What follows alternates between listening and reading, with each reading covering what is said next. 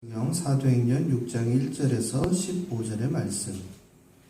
저와 여러분이 가지고 계신 성경책 신약성경 196페이지에 나와 있습니다. 저와 여러분이 한 절씩 교독하고 마지막 15절은 같이 읽도록 하겠습니다. 말씀을 봉독합니다. 그때 제자가 더 많아졌는데 헬라파 유대인들이 자기의 과부들이 매일의 구제에 빠짐으로 히브리파 사람을 원망하니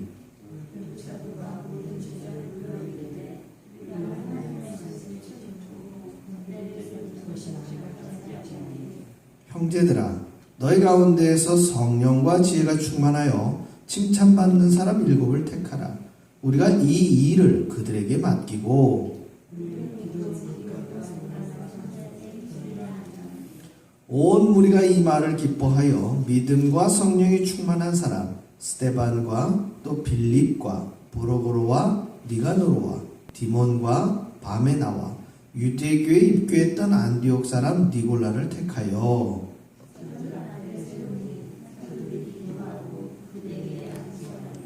하나님의 말씀이 점점 왕성하여 예루살렘에 있는 제자의 수가 더 심히 많아지고 허다한 제사장의 무리도 이 도에 복종하니라.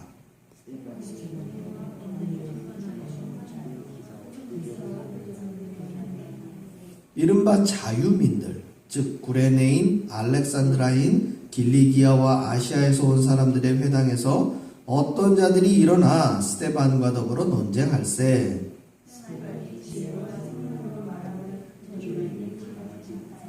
사람들을 매수하여 말하게 하되 이 사람이 모세와 하나님을 모독하는 말을 하는 것을 우리가 들었노라 하게 하고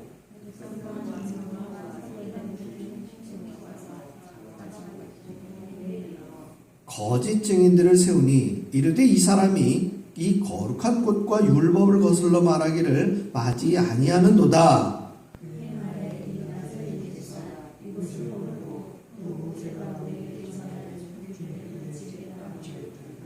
같이 있습니다.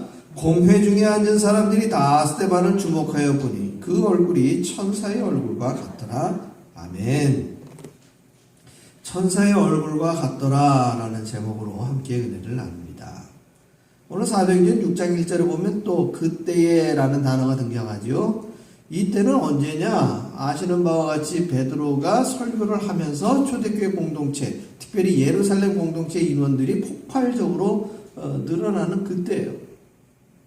이제 사람들이 한꺼번에 늘어나기 시작하니까 교회 내에 아무래도 이제 질서와 업무 분담이 이루어져야 되는 필요성이 생긴 거예요.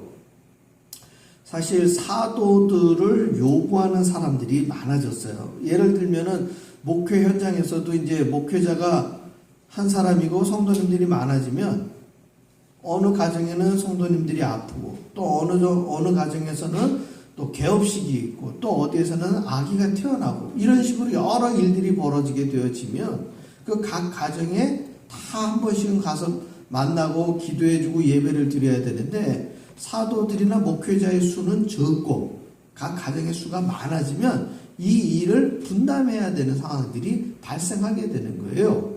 그래서 이 2절에 보게 되면 12사도가 모든 제자를 불러. 그러니까 사도는 아시는 바와 같이 12명으로 제한이 되어 있어요. 12명의 사도들 중에 우리가 누가복음에 뒤에 보게 되어지면 이제 유다 같은 경우에는 목을 매서 자살을 하고 죽게 되죠. 그래서 그 뒤에 회중이 모여서 다시 한번 사도를 뽑는데 그때 마띠아라고 하는 사람이 제비뽑기로 뽑힙니다. 그래서 다시 12명의 사도가 채워지죠. 사도는 아포스톨로스라고 하는 사도는 요 12명으로 딱 제한되고요. 교회 역사 가운데 아포스톨로스라고 하는 사도는 이 12명으로 딱 끝이 납니다. 더 이상 사도는 등장하지 않습니다. 다만 초대교회 공동체 안에서 예수님이 12사도를 가까이에 두고 함께 공생애를 한 것처럼 이 12사도가 또 그렇게 이어진 사람들이 있어요. 그 사람들을 이제 교회사나 신학적으로 속사도라는 표현을 써요. 속사도, 사도가 이어졌다. 근데 이것은 성경 바깥에 있는 이야기이지 성경 자체에는 속사도라는 표현 자체도 없어요. 제가 이 말씀을 왜 드리느냐 하면은 예찬교회 성도님들 가운데는 신사도운동이라는 걸 혹 들어보셨는지 모르겠지만 이 21세기에 그런 운동을 하시는 분들이 계셔요. 그런데 그게 성경적이지 않아요. 그래서 제가 이 사도라는 표현을 지금 성경에 나와 있는 이것을 제가 딱 잘라서 말씀을 드리는 거예요. 성경에 나와 있는 우리가 아는 12사도 외에 다른 사도 운동을 하는 거 성경적이지 않고요. 그 사람들이 어떤 기적과 이사를 나타난다 할지라도 성경적이지 않다라는 거 제가 딱 잘라서 말씀을 드립니다. 12사도는 요 성경에 기록되어 있는 12명의 제자가 끝이, 12명의 사도가 끝이에요. 그럼 그 뒤에 제자들은 누구냐? 12사도 외에도 많은 사람들이 같이 예수의 이름으로 모였잖아요. 마가의 다락방에 120명이 모였을 때에도 그 12사도 외의 사람들이 있었다는 거예요. 아주 물리적으로 보면 120-12를 하면 몇 명이에요? 최소한 108명이 12사도 외에 모여 있었다는 얘기겠죠? 그래서 그 사람들을 통칭해서 제자들이라는 표현을 쓰는 거예요. 자, 그 다음에 이 제자들을 불러서 3절에 보면 형제들아 너희 가운데에서 성령과 지혜가 충만하여 칭찬받는 사람 7을 택하라 이렇게 이야기를 합니다. 7을 택하라. 그래서 그 7명이 등장하는데 그 5절에 보게 되어지면 온 무리가 이 말을 기뻐하여 조건이 뭐예요? 믿음과 성령이 충만한 사람. 학식이나 재능이나 재산을 보는 것이 아니라 모인 제자들 가운데서 뭘 봅니까? 믿음과 성령이 충만한 사람. 참 굉장히 우리 신앙생활하면서 늘 듣던 말이고 늘 우리가 익숙한 단어예요. 그런데 이게 부피나 질량이나 무게나 길이를 재거나 달아볼 수 없는 부분이에요. 그럼에도 불구하고 초대교회 공동체가 이 7사람을 뽑는 데 있어서 어려움이 없었다는 거예요. 그것은 구별된, 특별히 그들에게 구별된 이 믿음과 성령의 충만함이 모인 무리 가운데 구별되어 보여졌다는 것이죠. 우리가 여기서 또 한 가지 또 말씀을 드리면 초대교회 공동체가 먼저 뽑은 사람들이 장로님이에요? 집사님이에요?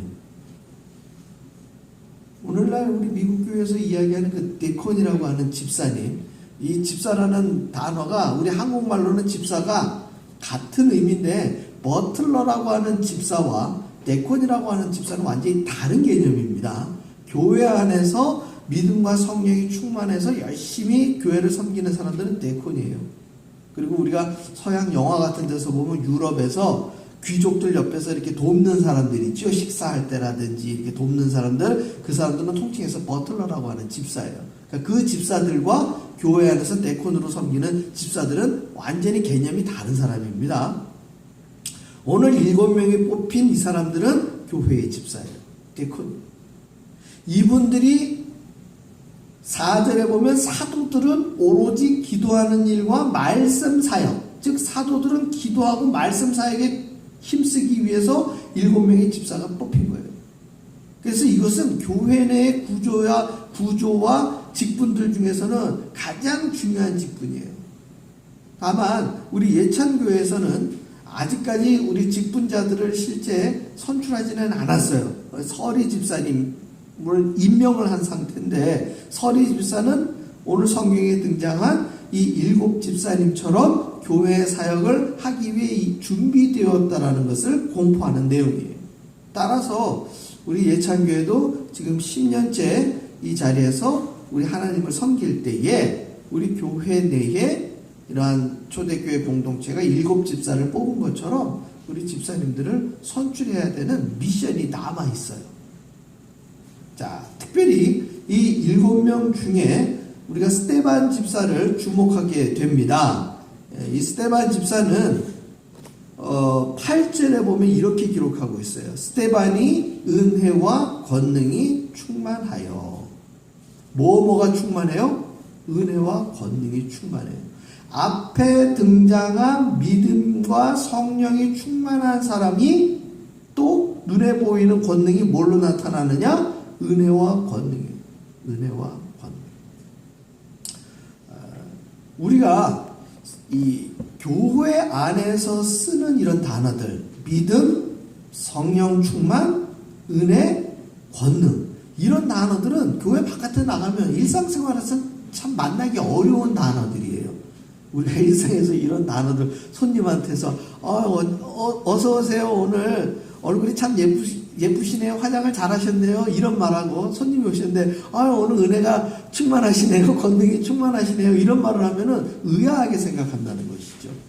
우리가 교회 안에서 쓰는 말과 또 우리 일상생활에서 쓰는 말들이 많이 다른데, 그러면 교회 안에서 쓰고 있는 이런 은혜와 권능이 충만하다, 믿음과 성령이 충만하다, 어느 과정을 거쳐서 그렇게 될까요? 목욕을 자주 하면은 은혜와 권능이 충만해질까요? 아니면 밥을 많이 먹으면 은혜와 권능이 충만해질까요?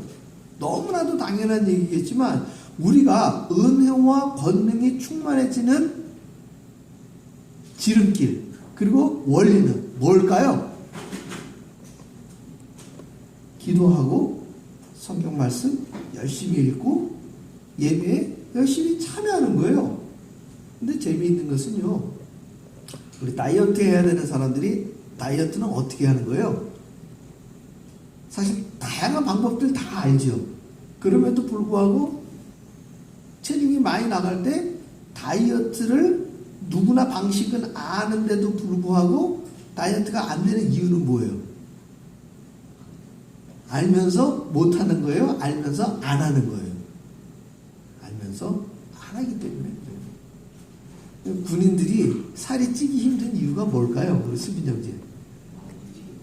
많이 움직여요. 그런데 그 많이 움직이는 게 본인이 원해서도 움직이는 경우들이 없잖아 있겠지만, 군인이라는 특성상 어떻게 돼요? 명령에 의해서 계속 움직이게 만든다는 거예요. 계속 움직이게 만든다는 거예요. 우리가 이 7 집사님이 믿음과 성령이 충만하고 그 가운데 스데반 집사님이 은혜와 권능이 충만한 이유는 하나님이 그를 강권적으로 명령을 줘서 움직이게 해서 그렇게 됐을까요? 우리가 성경만 읽어봐도 본인의 의지나 의사 없이 성령이 강권적으로 임재를 했기 때문에 스데반 집사가 로버트처럼 그렇게 됐다는 생각을 우리는 1도 갖지 않잖아요. 그리고 우리 믿는 이들도 가능하면 누구처럼 되기를 원해요. 사실 우리의 궁극적인 믿음의 골은 예수님을 닮기 원하는 거예요. 예수님을 닮기 원하는 거예요. 근데 예수님처럼 되기는 정말 어렵잖아요. 그러다 보니까 예수님을 많이 닮았던 믿음의 선진들, 그래서 고린도 교회를 향해서는 바울이 뭐라고 얘기했느냐? 너희들은 나를 본받으라고 그랬어요. 바울이 나를 본받으라고. 최종 고울은 예수님을 닮는 것이지만 거기까지 가기는 너무 힘드니까 그 예수님을 닮아가고는 사도행전 24장에 나와 있는 것처럼 자기가 그 예수님이 가신 길을 따라가기에는 자기의 생명을 조금 더 귀하게 여기지 아니했던 바울이니까 그런 말을 담대하게 했던 거예요.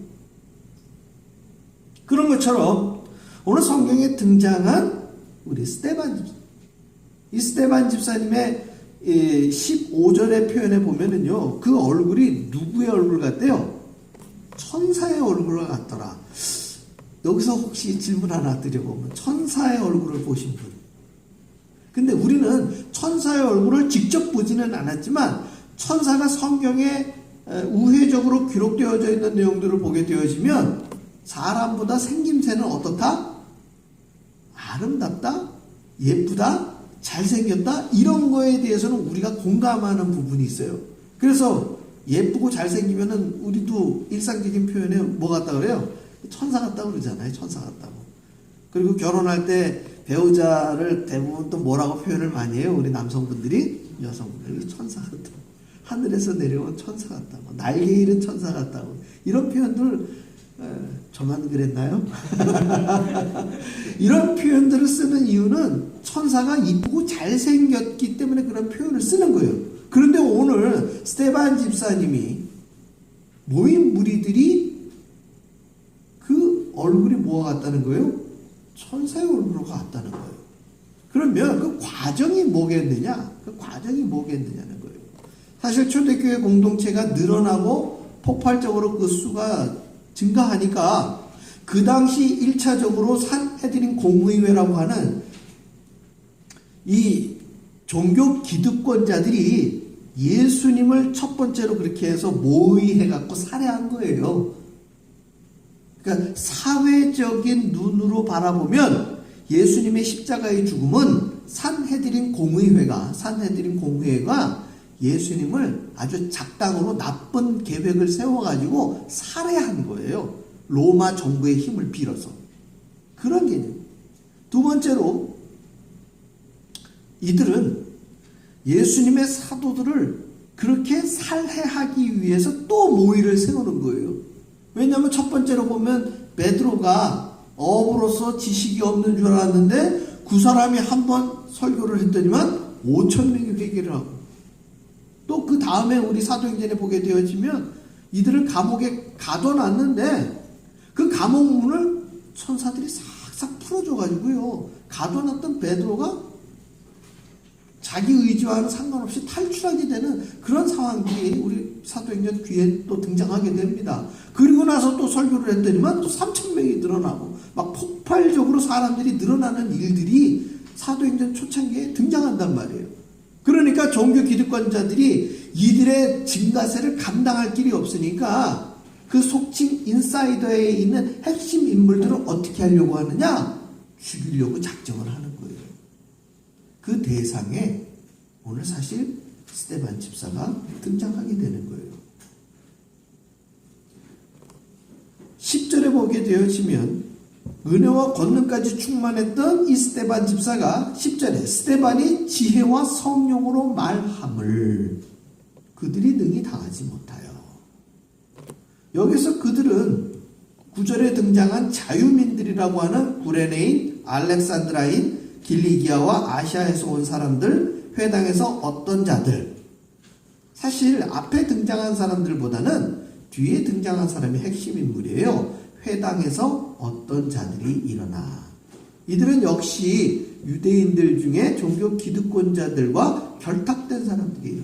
이들이 눈으로 보기에는 유대인들이 아닌 외부인들을 끌어들여서 스테반 집사와 뭐하게 만들었어요? 논쟁하게 만드는 거예요. 그래서 초대교회 공동체가 이게 진리를 이끄는 집단이 아니라 이상한 말을 전하는 집단이라고 사람들한테 알리기 위해서 일부러 공론화시킨 거예요. 그런데 이 스테반 집사의 언변이나 그의 이야기에 이들이 이기는 게 아니라 오히려 밀리고 그들의 논리가 무너지게 된 거예요. 감당하지는 못하는 거예요. 왜요? 오늘 성경에 보니까 지혜와 성령으로 말하기 때문이에요. 사랑하는 성도 여러분, 우리가 이 세상을 그리스도인으로 살아갈 때 이 스테반 집사가 가고 있는 길을 우리는 유념해서 바라봐야 돼요. 그가 믿음과 성령이 충만하고 은혜와 권능이 충만해서 그가 살고 있는 지역에서 기사와 표적을 민간에 행할 수 있는 능력은 그에게만 있었던 독특한 능력이 아니라 그 당시 성령이 충만한 사도들과 제자들에게 공공연하게 일어났던 일이고, 이 일은 초대교회 공동체에만 국한된 일이 아니라 오늘날 저와 여러분에게도 동일하게 일어날 일이기 때문에 성경은 오늘 예배의 자리에서 우리로 하여금 이 사건과 이 사실을 다시 한번 믿고 확신하게 만드는 거예요. 따라서 우리가 따라가야 할 길은 뭐냐? 오늘 초대교회 공동체에 있었던 이 믿음과 성령이 충만한 것, 은혜와 권능으로 기사와 표적을 행하는 것, 스데반 집사가 지혜와 성령의 말함으로 말하게 되어지는 것. 이것이 우리에게 필요로 되는 신앙생활의 가장 중요한 베이스이자 우리의 모든 것이라고 해도 과언이 아니에요. 오늘날 유튜브를 비롯한 매스미디어에 어마어마한 정보가 넘쳐납니다. 정말 뭐 음식을 잘 하지 못하고 뭐 어느 지역에 무슨 일이 있을지 몰라도 요즘 그러잖아요. 구선생과 유박사라고. 구글과 유튜브만 검색을 하면 어지간한 정보들은 다 나와요. 그리고요, 저도 지금 PhD 과정을 이수하고 있지만 교수님들하고 이야기를 쭉 나누다 보면은요, 예전과 달리 요즘은 학사, 즉 대학교 과정에 충분한 지식과 논문과 정보들은요, 구글만 검색을 해봐도 어마어마한 정보가 다 나와 있어요. 그러니까 여하한 메이저 학위에 관련된 중요한 자기의 어떤 타이틀에 관련된 정보들을요, 박사까지 석사까지는 아니어도 학사 정도 받을 수 있는 인포메이션은 어디에 있다? 이 구글이나 유튜브에 다 있어요. 저희 같은 경우도 이 코비드 때문에 교수님들이 유튜브에 올려놔요. 그럼 그 유튜브를 저희들이 입력해서 보면서 수업을 받는단 말이에요. 그랬을 때 그 유튜브에 관련된 그 강의가 저희한테만 해당되는 게 아니라 그 교수님 이름만 치면 누구나 볼 수 있는 강의라는 것이죠. 이제 다만 이제 거기에 준비되어져 있는 어떤 책이라든지 거기에 대한 정보가 미리 오리엔테이션이 안 돼 있으면 교수님이 이야기하시는 게 무슨 내용인지 좀 잘 이해하기가 어려운 게 단점이긴 하죠. 그만큼 지금 지식의 정보가 바다와 같이 우주와 같이 넓혀져 있다는 거예요. 그럼에도 불구하고 우리가 스데반 집사가 이야기한 것처럼 지혜와 성령의 말하게 하심으로 말하게 하는 것은 유튜브를 100시간, 200시간 봐서 해결되는 것이 아니라 뭐 해야 되는 거예요? 사도들이 했던 것처럼 기도하는 일과 말씀 사역에 힘쓸 때에 성령은 비로소 우리 안에서 어떻게 하셔요? 역사하시는 거예요. 자, 그 역사하시는 능력이 많은 사람들에게는 너무나도 거슬렸던 거예요. 특히나 공중권세 잡은 사탄 마귀는요, 저와 여러분이 말씀으로 기도로 충만해지는 걸 좋아할까요? 싫어할까요? 싫어하는 거예요.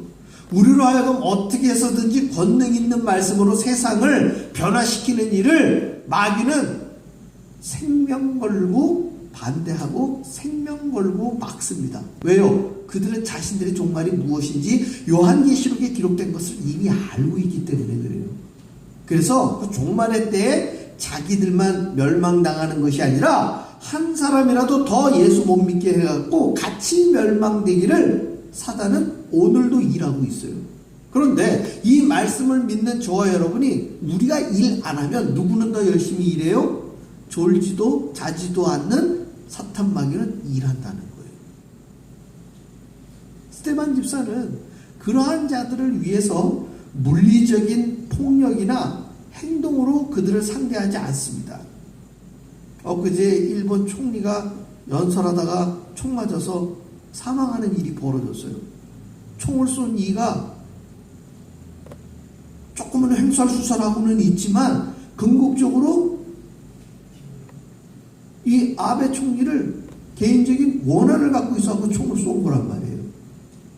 사람들은 자기의 개인적인 원한을 어떤 식으로 해결해요? 그렇게 물리적인 폭력을 통해서 해결한다는 거예요. 그렇다고 우리가 사단 마귀에게 총을 쏘갖고서 사단 마귀를 멸절시킬 수 있어요? 미국의 총이 암만 많아도요, 마귀를 죽일 수 있는 총은 없어요. 근데 성경 에베소서 6장에서는요, 사단 마귀를 대적하는 무기를 뭐라고 표현하느냐? 믿음의 방패와 성령의 검이라고 되어 있어요. 말씀의 검. 그래서 우리는 미국에 팔고 있는 총이 아니라 성경에 기록되어져 있는 성령님이 주신 믿음의 방패와 우리가 읽고 이 설교 시간에 확신하고 있는 이 말씀을 통해서 마귀를 대적할 수 있는 무기를 가질 수 있다는 거예요. 이것을 온전히 우리가 갖고 누릴 때 세상은 우리를 두려워하는데요.